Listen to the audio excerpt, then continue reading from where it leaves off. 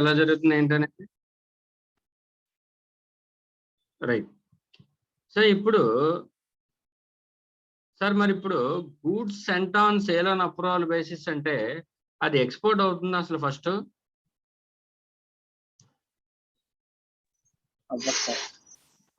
Goods cent on sale on approval basis అంటే export అవ్వదు. ఎప్పుడు అవుతుంది ఎక్స్పోర్ట్? అక్కడికి వెళ్ళిన తర్వాత అక్కడ పర్సన్ యాక్సెప్ట్ చేస్తేనే అది ఎక్స్పోర్ట్ అవుతుంది. ఓకే, సో ఈ కాన్సెప్ట్ ఒకసారి మైండ్ లో పెట్టుకోండి. Let us see what is the given here. ఒక క్లారిఫికేషన్ ఇచ్చాడు. Goods sent or taken out of India for exhibition or on consignment basis for export promotion not a supply and hence can not be regarded as a zero rated supply. నువ్వు export చేస్తే అంటే అక్కడ sale కనుక execute అయితే zero rated లోకి తీసుకోవచ్చు. అక్కడ acceptance లేకుండా గూడ్స్ రిసిపియంట్ యాక్సెప్ట్ చేయకుండా అది సేల్ అవ్వదు. That's what they are saying. Sir మరి మన మూమెంట్ ఎలా చేయాలి సార్? ట్యాక్స్ ఇన్వాయిస్ ఉంటుందా నాకు గూడ్స్ ఎక్స్పోర్ట్ చేసేటప్పుడు? నో. అప్పుడు గూడ్స్ మూమెంట్ ఎలా చేయాలి? ట్యాక్స్ ఇన్వాయిస్ బదులు నేను ఇవ్వాలి డెలివరీ చలాన్. డెలివరీ చలాన్ ఇచ్చి మూమెంట్ చేయాలి. ఓకేనా? రైట్. ఎప్పుడైతే అది డెలివరీ చలాన్ అయిందో నేను ఒకవేళ బాండ్ కానీ ఎల్యూటీ కానీ సబ్మిట్ చేయాలంటే అసలు ఆ రూల్స్ నాకు అప్లికేబుల్ అవుతాయా? ట్యాక్స్ పేమెంట్ రూల్ అప్లికేబుల్ అవుతుందా నాకు? సేల్ అయితేనే కదా ట్యాక్స్ పేమెంట్ ఆప్షను లేదంటే ఎల్యూటీ ఆర్ బాండ్ ఆప్షన్ రెండు ఇస్తాడు నాకు. అసలు సేలే కానప్పుడు బాండ్ కానీ ఎల్యూటీ కానీ ట్యాక్స్ పేమెంట్ ఆప్షన్ కానీ నాకు ఏమైనా అప్లికేబుల్ అవుతాయా? No, that's what they are saying. First of all ఏంటంటే ఎక్స్పోర్ట్ చేసేటప్పుడు it is not a supply. Sale ఎప్పుడు అవుతుంది? ఎప్పుడైతే ఎదుటివాడు యాక్సెప్ట్ చేస్తాడో, out side person India person ఎవడైతే యాక్సెప్ట్ చేస్తాడో అప్పుడు అప్రూవల్ అవుతుంది. మరి గూడ్స్ ఎలా మూవ్మెంట్ చేయాలి? డెలివరీ చలాన్ ద్వారా మూవ్మెంట్ చేయాలి. నెక్స్ట్, బాండ్ కానీ ఎల్యూటీ కానీ అప్లికేబుల్ అవుతుందా? No, not required. Since it is not an export, bond or LUT is not required. Next,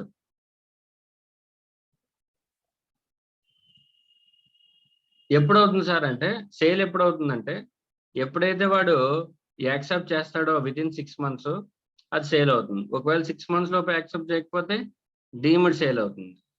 ఓకేనా? రైట్.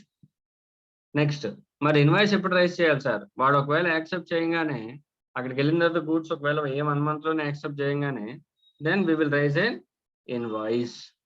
ఒకవేళ వాడు యాక్సెప్ట్ చేయకపోతే 6 months లోపు అండ్ గూడ్స్ ఇండియాలోకి రాకపోతే అప్పుడు డీమడ్ సేల్ కాబట్టి అప్పుడు డీమడ్ సేల్ ఇన్వాయిస్ కూడా రైజ్ చేయాలి.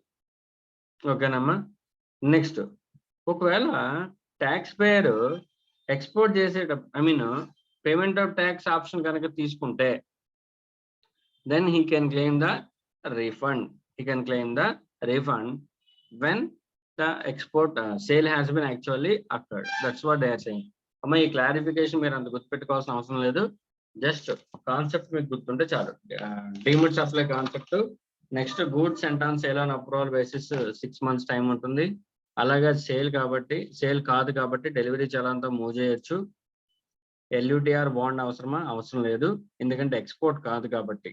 ఎక్స్పోర్ట్ అంటే సేల్ ఎక్స్పోర్ట్ కాదు, డెలివరీ చలాన్ ఎక్స్పోర్ట్ కాబట్టి బాండ్ ఆర్ ఎల్యూటీ అవసరం లేదు అని చెప్తున్నాడు. ఓకేనా? రైట్. నెక్స్ట్,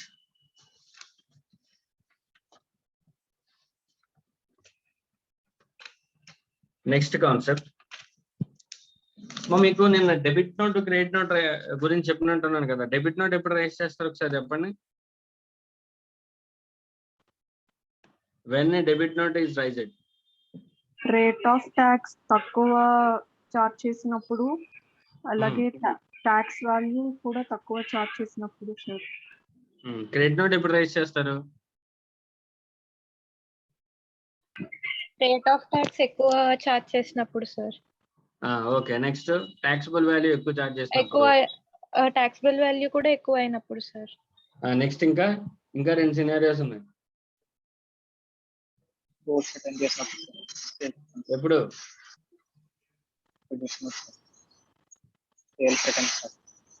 గూడ్స్ రిటర్న్ చేసినప్పుడు అలాగే గూడ్స్ డెఫిషియెంట్ లో ఉన్నప్పుడు ఆ 2 కేసులు మర్చిపోయారా?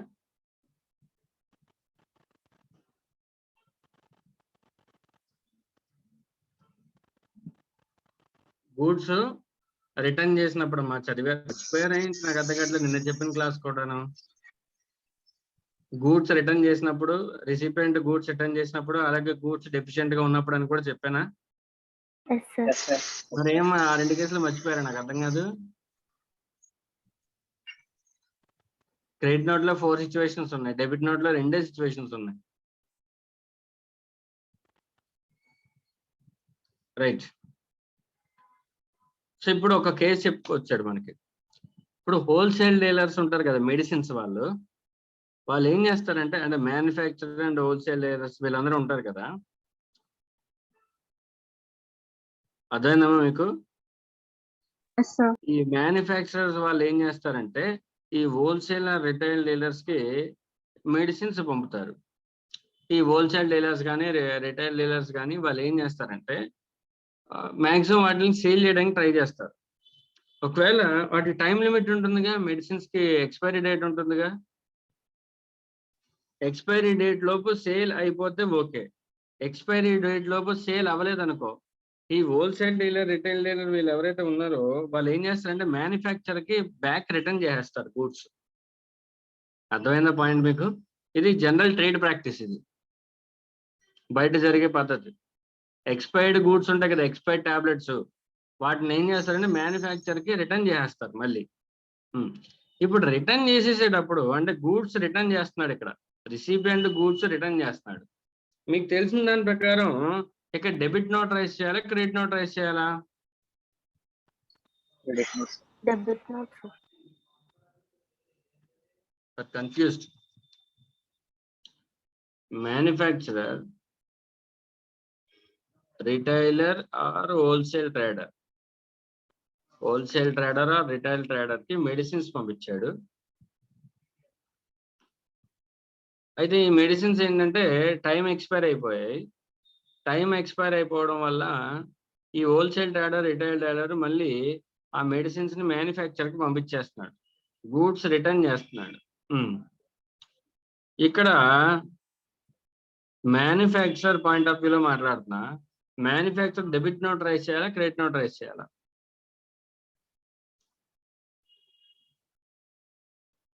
నిన్న జరిగిన కాన్సెప్ట్ బట్టి డెబిట్ నోట్ రైజ్ చేయాలా, క్రెడిట్ నోట్ రైజ్ చేయాలి చెప్పండి. క్రెడిట్ నోట్ రైజ్ చేయాలి. క్రెడిట్ నోట్ రైజ్ చేయాలి. Manufacturer has to raise the credit note. మా క్వశ్చన్ గుర్తుపెట్టుకోండి, ఎప్పుడైనా సరే సప్లయరే డెబిట్ నోట్ కానీ క్రెడిట్ నోట్ కానీ రైజ్ చేయాలి. Raise the credit note because goods return కాబట్టి. ఓకేనా? లేదు ఆప్షన్, ఇది ఆప్షన్ 1, ఇది ఆప్షన్ 1. ఆప్షన్ 2 ఏంటంటే మ్యానుఫ్యాక్చరర్ హోల్సేలర్ పంపించినప్పుడు సప్లై కింద ట్రీట్ చేశాడుగా. Yes sir no? ఇప్పుడు గూడ్స్ రిటైల్ హోల్సేల్ ట్రేడర్ దగ్గర నుంచి మ్యానుఫ్యాక్చర్కి వస్తున్నప్పుడు దాన్ని కూడా సెపరేట్ సప్లై కింద తీసుకోవచ్చుగా. మ్యానుఫ్యాక్చరే హోల్సేలర్ ట్రేడ్ చేయాలా, హోల్సేలర్ మ్యానుఫ్యాక్చర్ ట్రేడ్ చేయకూడదా? చేయొచ్చుగా. అంటే సో సెకండ్ ఆప్షన్ ఏంటంటే treating it as a fresh supply, treating it as a fresh supply. Impact చూడండి, రెండిట్లో కూడా ఒకటే ఇంపాక్ట్ ఉంటుంది చూడండి. గూడ్స్ రిటర్న్ చేసేసినా ఇతనికి ఐటీసీ రివర్స్ చేసుకోవాలి. సేల్ చేసినా ఇక్కడ నుంచి ఇక్కడికి సేల్ కింద అనుకున్నా లేదంటే గూడ్స్ రిటర్న్ కింద అనుకున్నా ఇంపాక్ట్ ఒకటే ఉంటుంది, ఎవరి పాయింట్ ఆఫ్ వ్యూలో చూసినా. అనలైజ్ చేయగలరా మీరు? ఎందుకంటే క్రెడిట్ నోట్ ఇచ్చేసాడు అనుకో ఐటీసీ తగ్గించుకుంటాడు, ట్యాక్స్ లయబిలిటీ పెంచుకుంటాడు. ఐటీసీ తగ్గించిన ట్యాక్స్ లయబిలిటీ పెంచిన రెండో ఒకటే కదా. ఇక్కడ ఇతని పాయింట్ ఆఫ్ వ్యూలో చూద్దాం. ఫస్ట్ ఇతనికి గూడ్స్ సేల్ చేశాడు, ట్యాక్స్ లయబిలిటీ పెరుగుతుంది. తర్వాత ఇక్కడ నుంచి గూడ్స్ వచ్చేసినాయి, అప్పుడు ఐటీసీ ఏం చేస్తాడు, ట్యాక్స్ లయబిలిటీ తగ్గించుకుంటాడు. సార్ నా? సో అంటే ఇంపాక్ట్ అవుతాయి. అంటే ఏమంటున్నాడంటే ఇలా గనక ఉంటే ట్రేడ్ ప్రాక్టీస్ గనక మీ ట్రేడ్ ప్రాక్టీస్ మెడిసిన్స్ డిపార్ట్మెంట్ వాళ్ళకి ఎలా ఉంటుంది కాబట్టి వాడు ఏమంటున్నాడంటే you can follow either of the options. కావాలనుకుంటే గూడ్స్ పంపించేసినప్పుడు క్రెడిట్ నోట్ రైస్ చేయి. లేదు సార్ క్రెడిట్ నోట్ నేను రైస్ చేయను అనుకుంటే ఫ్రెష్ సప్లై కింద తీసుకో. ఫస్ట్ టైం గూడ్స్ ఈ నుంచి ఈడికి వచ్చినప్పుడు ఇక్కడి నుంచి ఇక్కడికి సప్లై, తర్వాత గూడ్స్ రిటర్న్ చేసినప్పుడు ఇక్కడి నుంచి ఇక్కడికి సప్లై. ఎలా కావాలంటే అలాగా ఆప్షన్ తీసుకోవచ్చు. అర్థమైందా మీకు point? Right. Say for suppose goods ఇక్కడి నుంచి ఇక్కడికి వచ్చేసాయమ్మా, మ్యానుఫ్యాక్చర్కి వచ్చేసాయి అనుకుందాం. సే for suppose let us see the option 2 ను. ఆప్షన్ 2 ఏంటమ్మా? ఫ్రెష్ సప్లై క్రెడిట్ నోటా? ఆప్షన్ 2 ఏంటి? ఫ్రెష్ సప్లై అవుతుందా క్రెడిట్ నోట్ అవుతుందా? Fresh supply sir. Fresh supply. ఎవరి దగ్గర నుంచి ఎవరికి సప్లై ఆప్షన్ 2 లో? Wholesaler, retailer to manufacturer sir. ఒకసారి చూడండి. ట్రెంచ్ 1 ఫస్ట్ ట్రెంచ్ లో ఏమవుతుందంటే manufacturer to wholesale trader or retail trader. ఇది ట్రెంచ్ 1. ఆప్షన్ 2 అదే సెకండ్ ట్రెంచ్. ఈ ట్రెంచ్ లో ఏమవుతుందంటే wholesale trader to retail trader, wholesale trader or retail trader to manufacturer. ఇంతేనా సప్లై? ఇది ఫస్ట్ సప్లై, ఇది సెకండ్ సప్లై. జాగ్రత్తగా ఉండండి. ఇక్కడ నుంచి ఫస్ట్ ట్రాన్సాక్షన్ లో ఇక్కడికి వచ్చినప్పుడు ఇన్పుట్ తీసుకుని ఉంటాడు, వీడు ట్యాక్స్ కట్టేసి ఉంటాడు, బాగానే ఉంటుంది. ఇప్పుడు గూడ్స్ మళ్ళీ ఇక్కడ నుంచి రివర్స్ వచ్చేసినప్పుడు అంటే సెకండ్ సప్లై జరిగినప్పుడు మ్యానుఫ్యాక్చరర్ ఏం చేయాలమ్మా? ఇన్పుట్ తీసుకోవాలా? Yes or no? ఫస్ట్ కేసులో రిసిపియంట్ ఎవరు? Wholesale trader. ఇక్కడ హోల్సేల్ ట్రేడర్ ఐటీసీ తీసుకుంటాడు. సెకండ్ కేసులో రిసిపియంట్ ఎవరు?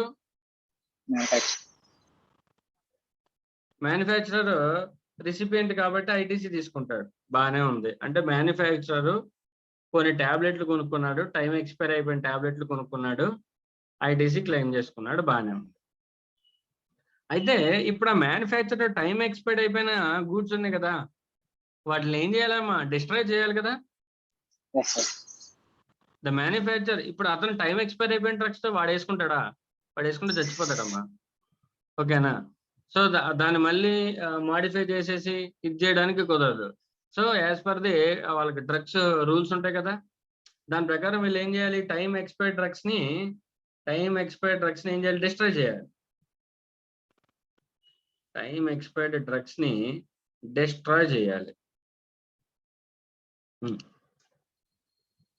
ఇప్పుడు డిస్ట్రాయ్ చేసేసాడమ్మా. ఏదో ఒక వస్తువు తీసుకొచ్చాడు, ఐటీసీ క్లెయిమ్ చేశాడు, ఆ గూడ్ ని డిస్ట్రాయ్ చేసేసాడు.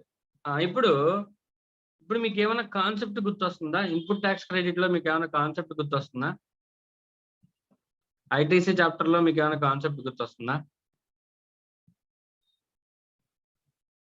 నేను ఒక అసెట్ ని కొనుక్కున్నాను, దాన్ని ఐటీసీ క్లెయిమ్ చేశాను, తర్వాత అసెట్ ని డిస్ట్రాయ్ చేసేసాను.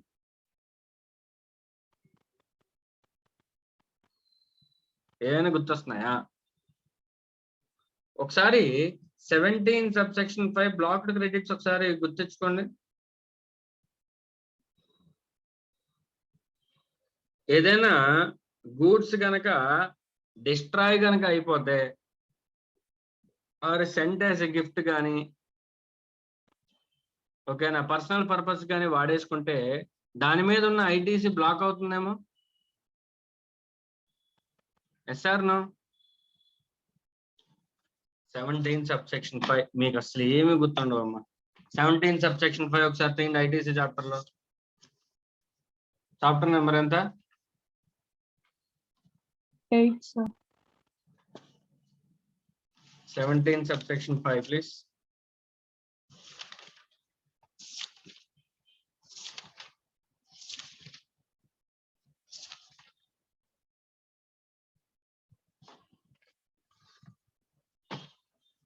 చూడండి అమ్మా, ఇక్కడ పేజ్ నెంబర్ 8.15. 17 subsection Y లో point number H, goods lost or stolen or destroyed or written off or disposed by way of gift or free analysis samples. ITC shall not be available to the supplier on the inputs or input services and capital goods to the extent they are used in relation to the gifts or free samples distributed without any consideration. గుర్తుందా point? అంటే yes sir. నువ్వేమన్నా goods కొంటే అవి కనుక destroy అయిపోతే వాటి మీద నీకు ఇన్పుట్ ట్యాక్స్ క్రెడిట్ తీసుకోవచ్చా? No sir. నో. అంటే ఇక్కడ ఏం జరిగింది ఒకసారి మ్యానుఫ్యాక్చర్ పాయింట్ ఆఫ్ వ్యూలో చూడండి. మ్యానుఫ్యాక్చర్ ఏం చేశాడంటే ఒక టైం ఎక్స్పైర్డ్ ప్రొడక్ట్ ని కొన్నాడు.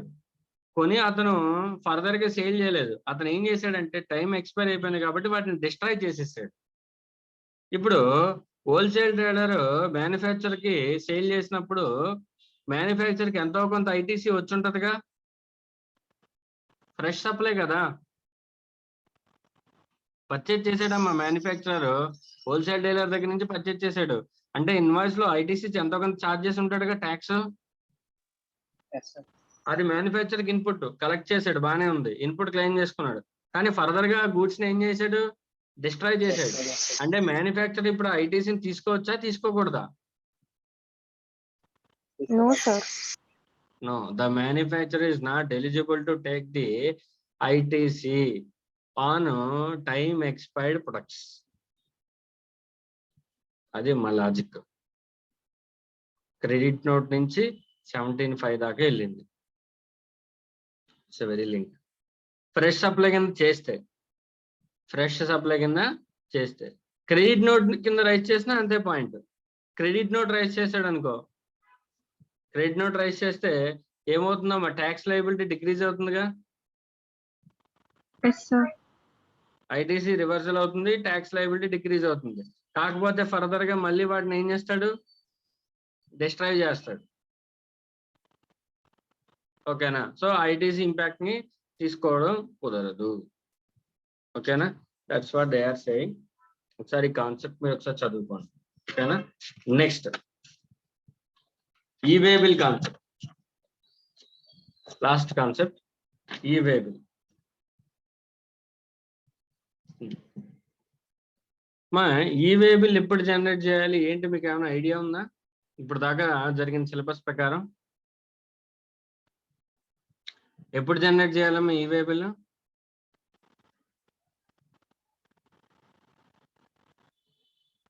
$50,000 కన్నా ఎక్కువ ఉంటే వాల్యూ అదంతా కాదు కానీ బేసిక్ రూల్ ఏంటంటే గూడ్స్ మూవ్మెంట్ జరిగినప్పుడు ఈవే బిల్ తీయాలి, అంతేనా? వాల్యూస్ అయిన తర్వాత చూద్దాం. ఎప్పుడైతే గూడ్స్ ఒక ప్లేస్ నుంచి ఇంకో ప్లేస్ కి మూవ్ అవుతాయో then we are suppose to generate an e way bill. E way bill ఎప్పుడు తీయాలి? గూడ్స్ మూవ్మెంట్ జరగక ముందా?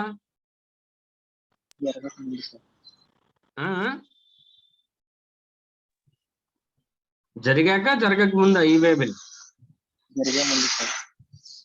గూడ్స్ జరగక ముందు, మూవ్మెంట్ జరగక ముందు, before the movement of the goods we need to generate an e-way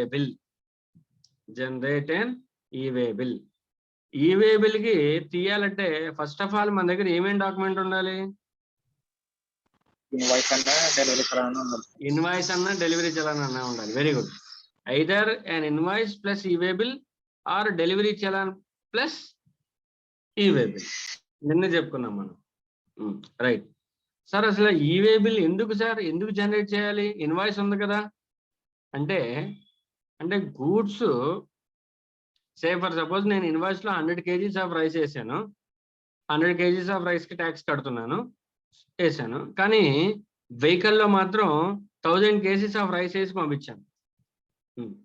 చెప్పండి అమ్మా, ఇక్కడ నేను ట్యాక్స్ ఎస్కేప్ అయ్యానా అవ్వలేదా? అయ్యాను. అంటే ఏంటంటే ఇన్వాయిస్ ఒకటే ఉంటే సరిపోదు, ఇన్వాయిస్ తో పాటు ఈవే బిల్ ఉండాలి. ఆ ఈవే బిల్లో ఆ బండిలో ఏమైతే అంటే ఈవే బిల్ అనేది ఏంటంటే ఒక ప్రూఫ్ అన్నమాట, ఒక వెరిఫై చేయడానికి ఒక డాక్యుమెంట్ లో ఉపయోగపడుతుంది అది. అలాగే ఆ ఈవే బిల్ అంటే దాని అర్థం ఏంటంటే ఈవే బిల్లో మనం ఏ బండి ఇస్తాము, ఏ వెహికల్ నెంబర్ ఇస్తాము, అలాగే అందులో ఏవైతే గూడ్స్ వెళ్తున్నాయో అవన్నీ డిక్లేర్ చేస్తాం. సో దారిలో ఎవరైనా చెక్ చేసినా సరే ఈవేబిల్ కి సపోర్టింగ్ గా డాక్యుమెంట్ ఉంటుంది, ఇన్వాయిస్ ఉంటుంది.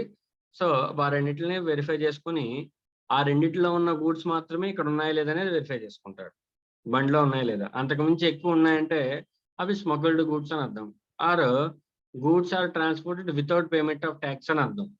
సో అప్పుడు మన మీద లీగల్ యాక్షన్ తీసుకుంటారు, పెనాల్టీ యాక్షన్స్ ఇవన్నీ తీసుకుంటారు. ఓకేనా, అది మనకు ఉపయోగపడుతుంది. Next sir, what are the benefits of an e way bill? E way bill వల్ల బెనిఫిట్స్ ఏంటంటే, ఇప్పుడు ఎంటైర్ ఆల్ ఇండియా నేషనల్కి ఒకటే వేబిల్ జనరేట్ చేసుకోవచ్చు మనకు కావాలంటే.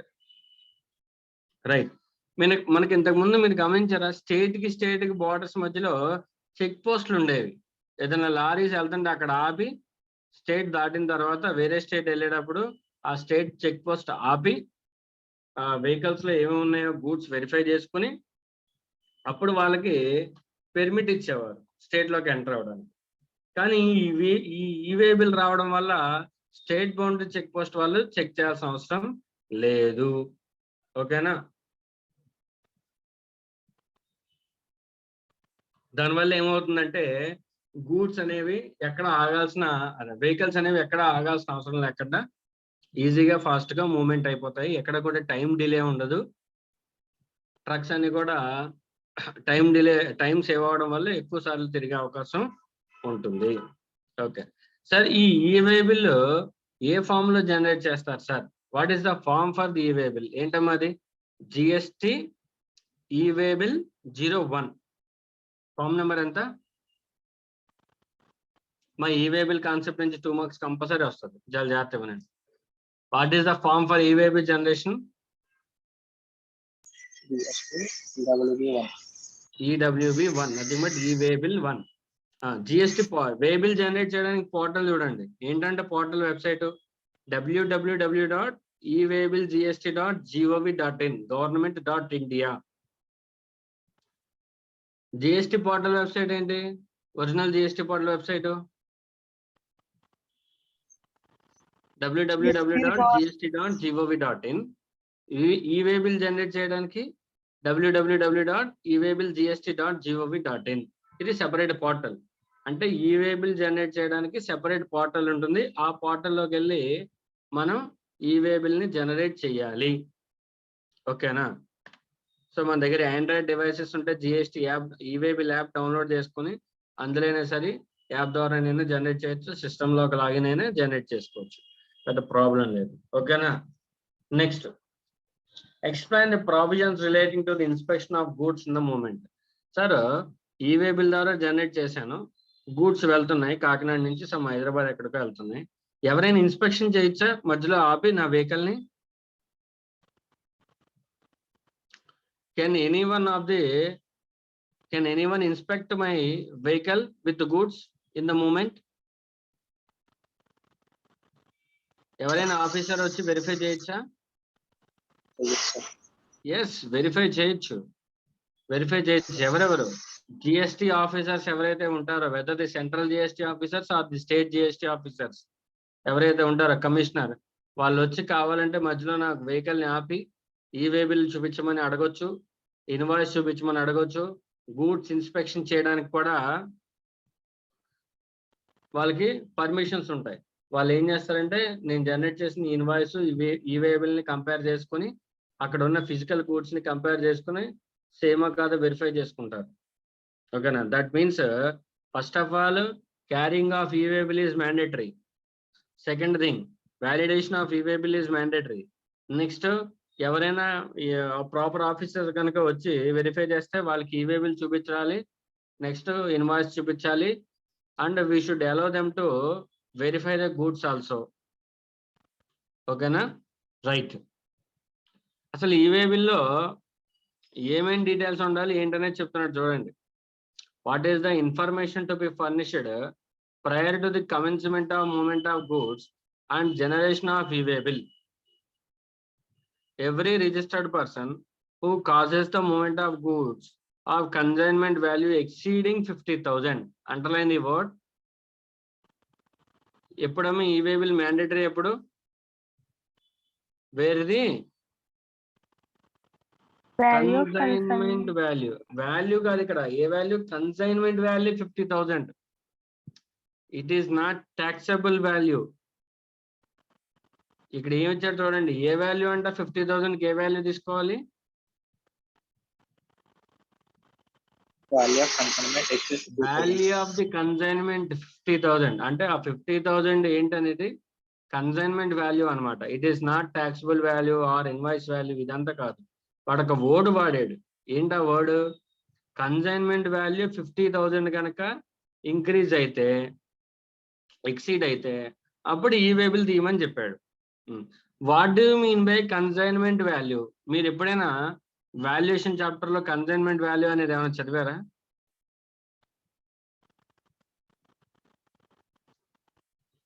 వాల్యుయేషన్ చాప్టర్ జరిగిందిగా మనకి, value of supply. Have you ever red what is the definition of consignment value? చదివారు ఎప్పుడైనా వాల్యూ ఆఫ్ సప్లైలో? చాలా చిన్న చాప్టర్ అమ్మా అది. సో అంటే కన్సైన్మెంట్ వాల్యూ అనే వర్డ్ ఒక మీనింగ్ మీరు ఇప్పుడు దాకా చదవలేదు. ఓకేనా? మీకు తెలిసిందల్లా ట్యాక్సబుల్ వాల్యూ అంటే ఏంటి, బిఫోర్ ట్యాక్స్ వాల్యూ అంటే ఏంటి, ట్యాక్స్ అంటే ఏంటి, ఆఫ్టర్ ట్యాక్స్ వాల్యూ అంటే ఏంటి, అంతవరకు తెలుసు. వాల్యూ ఆఫ్ సప్లైలో ఏముంటాయి ఏముండకూడదు అంతవరకు తెలుసు. కానీ కన్సైన్మెంట్ వాల్యూ అనే వర్డ్ మీరు ఇప్పుడు దాకా చదవలేదు. సో అంటే ఈ వేబుల్ కి 50,000 కన్సైన్మెంట్ వాల్యూ దాటితే తీయాలి. ఫస్ట్ ఆఫ్ ఆల్ మీరు ఇక్కడ ఈ వేబుల్ తీయాలా వద్దని ఎవరైనా క్వశ్చన్ అడిగారు అనుకో, first of all consignment value calculate చేయాలి. ఓకేనా? ఆ కన్సైన్మెంట్ వాల్యూ ఏంటనేది నేను చెప్తాను మీకు. మా అర్థమవుతుందా? మీరు డైరెక్ట్ గా వాల్యూ ఆఫ్ సప్లైలో ఉన్న వాల్యూ తీసుకోకూడదు. For the purpose of checking the eligibility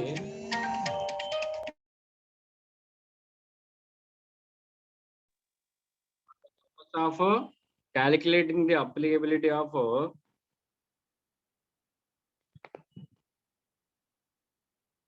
e-way bill, we need to compute the consignment value. We need to compute the consignment value, right? A consignment value ఏంటి అనేది మనం తర్వాత చూద్దాం. ఓకేనా? Right.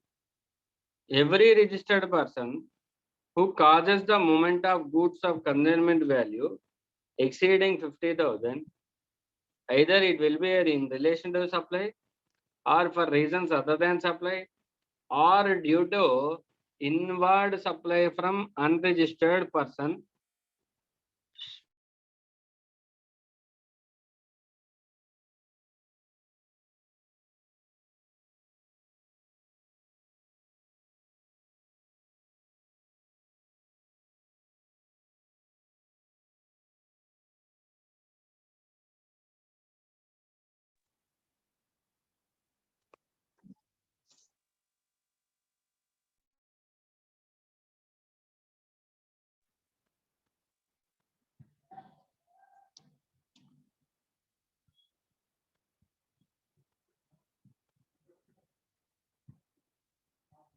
so it may be due to inward supply from unregistered person, shall before the commencement of such a movement furnish information relating to the said goods in part A of form GST e-way bill 1 electronically on the common portal.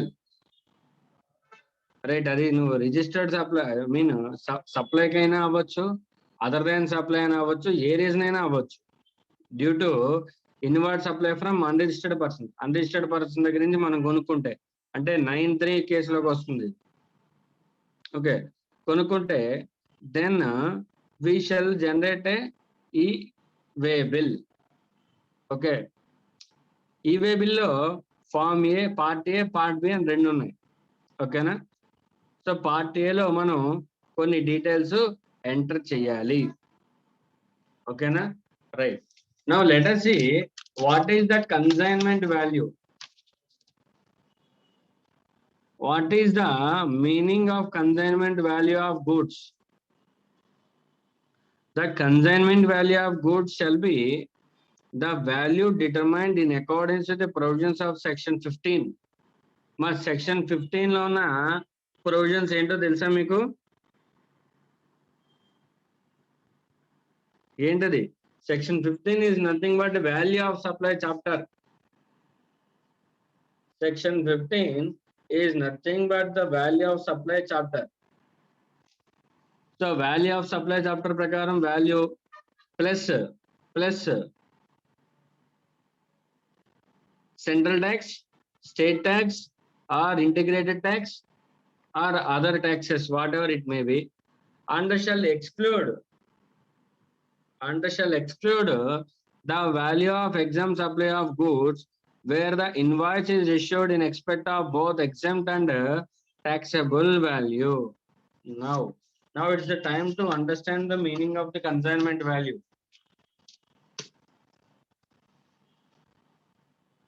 Let us understand the meaning of the consignment value.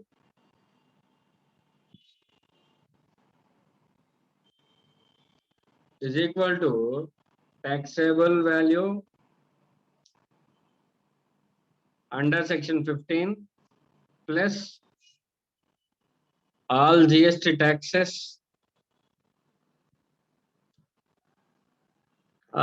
taxes, minus value of exempt supply.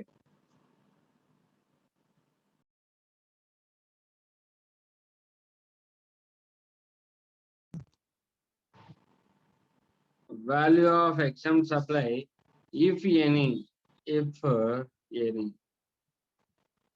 Then if the total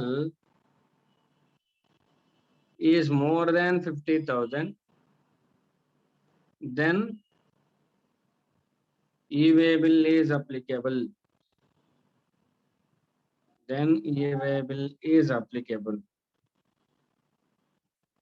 Right? If not, if the total is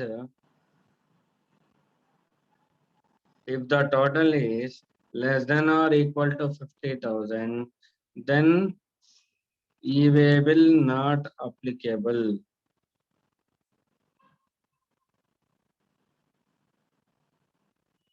Clear? So this is how you need to compute the consignment value. Okay, right.